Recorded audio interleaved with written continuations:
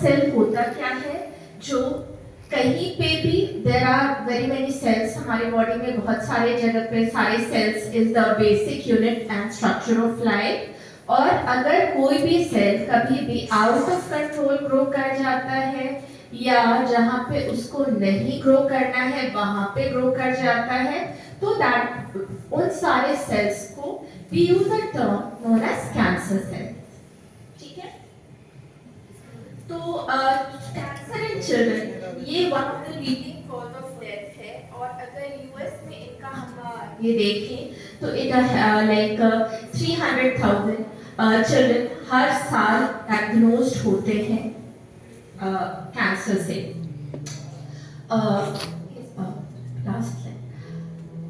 Most common cancers जो है बच्चों में that is leukaemia, lymphoma, solid tumours and brain cancers. These four form the most common categories. जो high income countries हैं उसमें 80% people do secure some kind of treatment for their cancers. But low and middle income जो countries हैं in which we people do belong, इसमें only like the number of people seeking their treatment is just 20%. So it is a very like the presentation or the scenario is very dismal. And इनके बारे में यही है कि it cannot be prevented or screened in early life.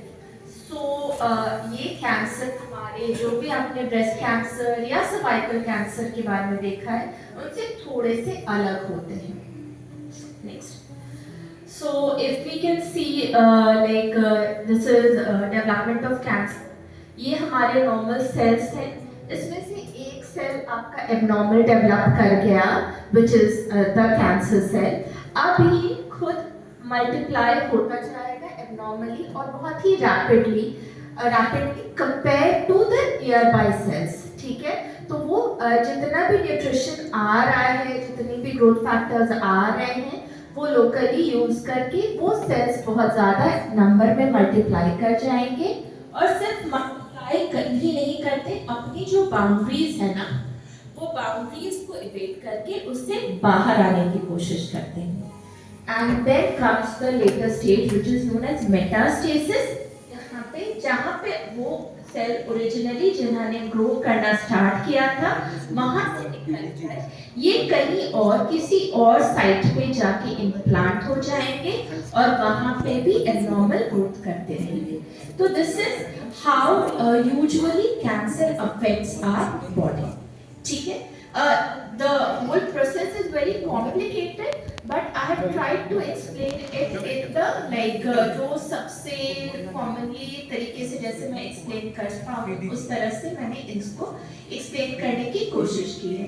So you might be knowing कि primary cancer तो cure हो गया, but secondary जिसकी brain में रह गई थी that was not detected at the time of diagnosis, or 5 years from hence, 10 years from the initial diagnosis of cancer, which was example हम लोग लें कि लिवर में उनका मेन कंट्रीब्यूटिव कैंसर था, लेकिन सेकेंडरीज ब्रेन में मिली है या सेकेंडरीज बोन में मिली है।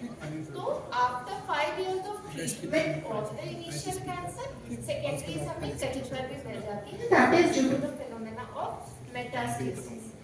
ओरिजिनल जगह से वो जाकर डिफरेंट साइट्स में जाके डिपॉजिट हो जाते हैं। Okay, so what causes childhood cancer? As we have seen, genetic या आपका biological cause which is the most common cause, and some form of environmental cause also can lead to childhood cancer. How a childhood cancer is different from adult cancer? तो childhood cancers अच्छे comparatively if you see it from a doctor's perspective, अच्छे इसलिए हैं because they respond to treatment very well, ठीक है? But from family perspective it is bad क्योंकि बच्चे का एज कम है तो जो साइड इफेक्ट्स हैं मेडिसिन के, रेडिएशन के, जो कीमोथेरेपी, रेडियोथेरेपी एंड सर्जरी, जो 3 most common modality of treatment है, since they have a longer life to live, तो साइड इफेक्ट्स भी बहुत लंबे टाइम तक दिखते हैं। एंड सेकेंडरीज, जो मैंने आपसे पहले मेटास्टेसिस के बारे में सेकेंडरीज और इसके बारे में बात की थी, that is very commonly seen with your childhood cancer. तो कभी भी हम अगर मान लीजिए कि किसी बच्चे का इलाज हो गया फॉर कैंसर, तो we have to keep the child in loop to screen him at regular intervals कि उसमें कोई और फॉर्म ऑफ कैंसर तो नहीं डेवलप कर रही है due to high amount of radiation और कीमोथेरेपी का एक्सपोजर, या कुछ सेकेंडरीज या मेटास्टेसिस लेटर एज में तो नहीं डेवलप कर रही है। ठीक है। As we have seen, common childhood cancers are the most commonly seen is hematological malignancies, जिसमें leukemia and lymphomas are the 2 major categories. Then we have solid tumors. ये solid tumors mostly abdominal masses की तरह present करते हैं, which is Wilms tumor, neuroblastoma, nephroblastoma, this kind of tumor. And third is your brain tumors की category. So this is just a diagrammatic representation कि brain में हो सकता है, eye में most common form of carcinoma seen is retinoblastoma, और ये कैसे दिखता है, ये eyes थोड़े से propped out हो जाएंगी और आँख के अंदर जो आपका generally black pigment दिखता है, उनमें whitish pigment दिखता है जिसको leukocoria बोलते हैं। तो if a child, that is the most commonly seen because lens is a transparent and cornea is a transparent structure, तो अंदर अगर कोई भी स्ट्रक्चर ग्रो कर रही है तो वो whitish दिखता है। ठीक है। Then is your lymphoma, which is growth of the lymphoid, like cancerous growth of the lymphoid tissue. Then is your blood cancer, that is leukemia, bone cancer, most common form are osteosarcoma and sarcoma. Kidney में हमारे होती है Wilms tumor, neuroblastoma which involves the neural pathway, and muscles में rhabdomyosarcoma हो सकता है। So that's what I told you कि अगर मैं एक-एक को सबको डिटेल में एक्सप्लेन करने जाऊंगी तो ये too much to take हो जाएगा सबके लिए, because बहुत वास्ट वैरायटी ऑफ कैंसर्स है और बहुत वास्ट इनका presentation. So hematological malignancy, which is the most common form, ये blood forming tissues जो bone marrow में हमारे होते हैं, इनके cancers को या lymphatic system को जो affect करते हैं, वो वाले जो भी cancers को they are together grouped as hematological malignancies. Types leukemia, which can be depending on the onset, acute or chronic. इसमें ALL, acute lymphoid leukemia, acute myeloid leukemia, CLL and CML are the like major subtypes of it. And the lineage, depending on the lineage कि वो myeloid series से आ रहा है या lymphoid series से आ रहा है. And lymphomas, and इनकी major category होती है lymphoma. कहाँ अगर आप कॉमन फॉर्म में सोचें तो जो गिल्टी जो होती है वो गिल्टियों का बड़ा हो जाना, जो वो सारे जो आपने सबने कभी ना कभी देखा होगा, और since it is a very common thing to occur, बच्चों में गिल्टियाँ बहुत ज़्यादा दिखती हैं बिकॉज लिम्फॉइड ऑर्गन्स का जो हमारा काम होता है वो ये होता है कि इन्फेक्शंस को आगे जाने से रोकना। तो मान लीजिए कि गले का इन्फेक्शन हुआ, सर्दी खांसी हुई, तो इस रीजन की गिल्टियाँ आपकी बढ़ जाएंगी। तो बहुत सारे पेरेंट्स हमारे पास जिनकी भी गिल्टियाँ बढ़ी रहती हैं, वो इस डर से कि ये नॉर्मल गिल्टी है, कहीं ये टीबी या कहीं ये लिम्फोमा या कैंसरस ग्रोथ तो नहीं है, इस डर से हमारे पास आते हैं, which could be a normal growth, physiological enlargement or a lymphoid overgrowth। Leukaemia which is one of the most common, इसके common symptoms होते हैं fever, swollen lymph node, easy fatigability, यानी कि बच्चा हमेशा, एक बच्चा आप हेल्दी बच्चे को कैसे इमेजिन करते हो जो खेलता कूदता रहेगा, हमेशा बैठेगा नहीं, तो that is like common child. ये बच्चे बहुत इजीली टायर्ड हो जाते हैं बिकॉज ऑफ ओबियसली एक एनीमिया की वजह से एंड सेकंड बीटा की वजह से। फ्रीक्वेंट ब्लीडिंग या ब्रूजिंग होता है, जहाँ पे भी आप देखोगे कि वो गिरते हैं तो वहाँ पे काफ़ी ज़्यादा अमाउंट में आपका ब्लड सेल से नील पड़ जाना या एकाइनोटिक पैच दिखना, ये आपको दिखेगा। या बेवजह ही कभी कभी आपको बहुत छोटे छोटे पर्प्यूरिक स्पॉट्स बॉडी में दिखते रहते हैं। तो this is one of the symptoms and frequent infections. And systemic symptoms में weight loss, fever, frequent infection. अगर लंग्स में अगर हम लोग चाहें तो शॉर्टनेस ऑफ ब्रेथ, मसल्स में आए तो वीकनेस, बोन्स और जॉइंट में पेन और टेंडरनेस होता है। साइकोलॉजिकल में फटीग, लॉस ऑफ एपेटाइट कि हमेशा थके रहेंगे और भूख नहीं लगना। लिम्फेटिक्स में लिम्फ नोड की स्वेलिंग होना। स्प्लीन और लिवर सब जानते हैं, स्प्लीन यहाँ पे एक ऑर्गन होती है जिसको तिल्ली बोलते हैं हिंदी में, वो बढ़ जाती है। और स्किन में आपके स्वेटिंग, नाइट स्वेट्स स्पेसिफिकली जो बी टाइप सिम्टम्स में हमारे बहुत ज़्यादा होते कि बच्चे को रात में बहुत ज़्यादा स्वेटिंग होती है। इजी ब्लीडिंग एंड ब्रूइंग, जो मैंने बोला था, छोटे छोटे पर्पलिश स्पॉट्स आपको स्किन में दिखता है। और इकाइनोटिक पैचेस जो बड़े थोड़े कंपैरेटिवली पिन हेड से बड़े, इतने छोटे छोटे जो नील पड़ना जो बोलते हैं ना, वो एंड यू इस तरह से आपके स्किन में मैनिफेस्टेशंस दिख सकती है। ट्रीटमेंट स्पेसिफिक में if you go to remission induction, basically depending on the type of ये हमारे कीमोथेरेपीज है, कीमोथेरेपी के डिफरेंट रेजिमेंट्स चलते हैं डिपेंडिंग ऑन क्या तरह का कैंसर है। Radiation, hematopoietic stem cell transformation and supportive therapy, जिसमें हम लोग ब्लड ये PRBC transfusion and transfusion of जो प्लाज्मा इरेडिएटेड जो FFPs और ये सारी चीज़ों की ट्रांसफ्यूजन कराते हैं डिपेंडिंग कि किसका लेवल कितना कम हो गया है। ठीक है। Lymphomas again painful swelling of the lymph nodes located neck में, अंडर आर्म में या ग्रोइन रीजन में हमारे होते हैं। इसमें सिम्टम क्या है? There is unexplained fever, constant fatigue, unexplained weight loss, itchy skin में इचिंग वगैरह बहुत कॉमनली दिखता है।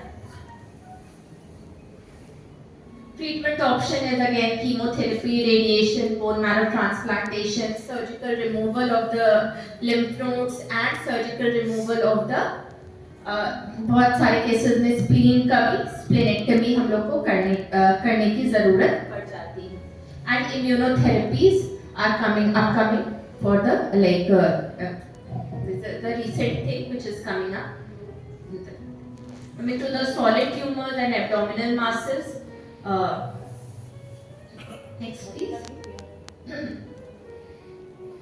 In सबके there are very many, we have already seen what are the major categories of it, but इनके warning signs और symptoms are again pallor plus bleeding, यानी कि anemia होना और bleeding from different sides नजर आना, fever, weight loss, bone pain, adenopathy that is enlargement of the lymph nodes, unexplained neurological signs जैसे कि headache, early morning vomiting, cranial nerve की पैल्सीज जैसे कि मुंह का टेढ़ा हो जाना या आपके वर्टिगो या चक्कर आना, ये सारे सिम्टम्स अगर बच्चों में दिख रहे हैं।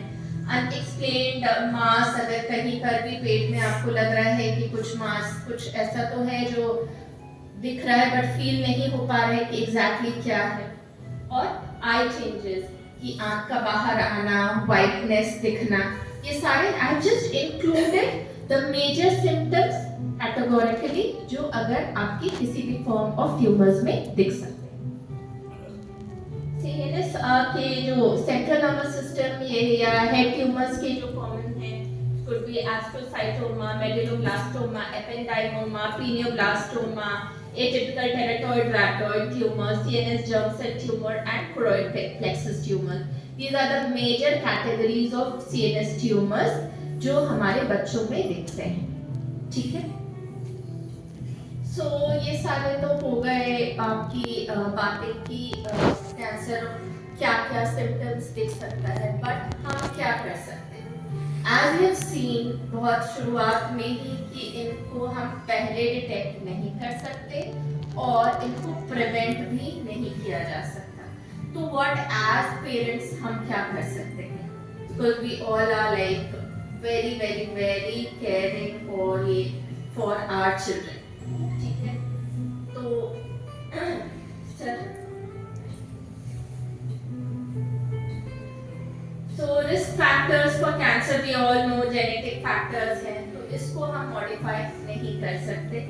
इन्वायरमेंटल फैक्टर्स को हम मॉडिफाई कर सकते हैं एंड लाइफस्टाइल चेंजेस को हम लोग इनकॉर्पोरेट कर सकते हैं for a healthier life in our children. Next,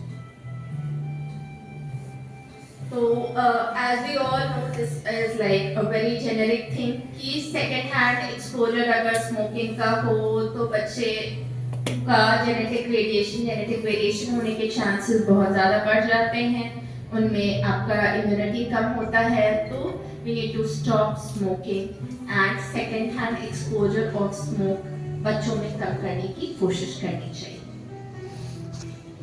Protect from excessive sunburn कि सनलाइट एक्सपोजर अगर हो रहा है तो there are certain radiations and certain times of it जहाँ पे वो हमारे स्किन कैंसर्स कॉज कर सकते हैं। तो ओवर किसी चीज का we should not let it happen. We have to feed them a healthy diet, green vegetable, fruits, whole grain, protein, milk, nuts and seeds, because ये सारी चीज़ें प्रिवेंट और रिपेयर करती हैं डीएनए जो डैमेज हो चुका रहता है उसको रिपेयर करने में हेल्प करती हैं। And healthy diet obviously like block करता है कैंसरस सेल के growth. Encourage exercise because exercise stabilizes levels of hormone that has been linked to cancer. Then we have to keep them at like healthy body weight, ना ही बहुत कम body weight होना चाहिए। And these days obesity is again a big issue, वो भी हमें prevent करना है। Limit the exposure to chemicals, especially phthalates, paraben, lead, PPA, dioxin, PVC, triclosan, and number of chemicals हैं जो which are known carcinogens, इनका exposure हमें limit करना चाहिए। पीडियाट्रिक वैक्सीनेशन डायरेक्टली कोई इफेक्ट नहीं करता है एक्सेप्ट फॉर आपका हेपेटाइटिस बी जो लिंक्ड है कैंसर कॉज करने से। बट जो कैंसर रेजिमेन के बाद जो कीमोथेरेपीज एंड रेडियोथेरेपीज चलती हैं वो बच्चे के इम्यून सिस्टम को इतना कमज़ोर कर सकता है कि उसके बाद super added infections by bacteria बहुत कॉमन है। और वैक्सीनेशन अगर बच्चों में प्रॉपरली किया गया हो तो वो सुपर एडेड इन्फेक्शंस को वो प्रिवेंट कर सकते हैं। So vaccinations can help in that. Create obviously happy environment at home. This is like a prerequisite for every child because every child deserves a happy life. We have to support our child because अगर इस time में if a child is going through this, अगर कोई भी बच्चे को diagnose हो जाता है cancer तो the child has a miserable life. He cannot play जो उसका यूजुअल लाइफस्टाइल जो भी बच्चे का एक यूजुअल लाइफस्टाइल है जो उनका डेली रूटीन है वो नहीं कर सकते हैं। तो हमें एक सपोर्टिव एनवायरनमेंट एक सपोर्टिव रोल प्ले करना है बच्चे की लाइफ में। And we have to support the family as well because बच्चे का diagnosis with cancer is very very very hard thing to accept for the family as well, so we have to be very supportive for the family. So we need to think that habits formed in childhood can strongly influence a person's future health. So parents should set good example by integrating healthy habits and lifestyle into their family's daily life. So by educating the family, teaching children about healthy habits, and by following them yourself, can reduce the family's risk for future cancer. So, that's it.